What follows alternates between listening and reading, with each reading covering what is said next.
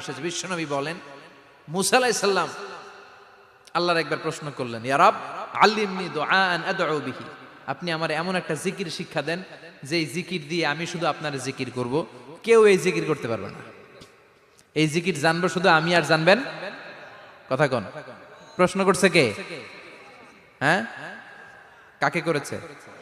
আল্লাহ এমন একটা জিকির শিখান যেই জিকির কেউ জানে না, আমি জানবো, আর ওই জিকির দিয়ে প্রাণ ভরে আপনারে ডাকবো। আল্লাহ বললেন, মুসা পড়ো লা ইলাহা লা ইলাহা ইল্লাল্লাহু মুহাম্মাদুর রাসূলুল্লাহ।